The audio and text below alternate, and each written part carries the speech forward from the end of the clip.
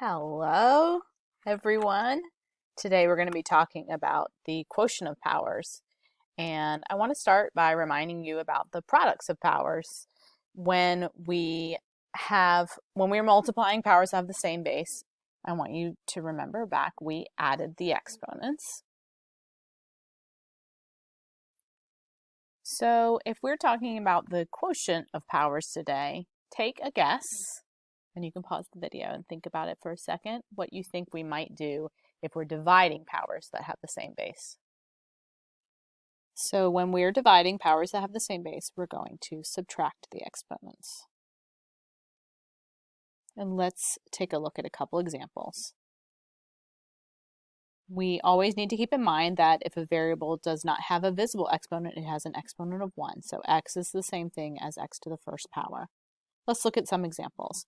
We have x to the fifth divided by x to the second. Now we can write this out, x times x times x times x times x, 5 x's divided by 2 x's.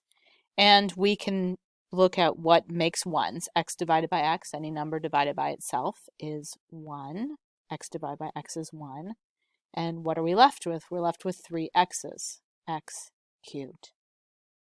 Now, the law of exponents tells us that if we're dividing two things that have the same base, we can just subtract the exponents. So x to the fifth minus 2. 5 minus 2 is 3, and it's x to the third. So we got the same thing either way. So you can just subtract the exponents. Let's try another one, and this time that we'll just apply the rule. So we have x to the seventh divided by x. We have to keep in mind that x is the same thing as x to the first. So this is equal to x to the 7 minus 1, which is x to the sixth. And again, you can check these in Desmos using sliders. Well, here we're always going to subtract the bottom from the top. So it doesn't matter which one's bigger. The one on top is the one that is going to be listed first. What happens here? We have x to the negative 2.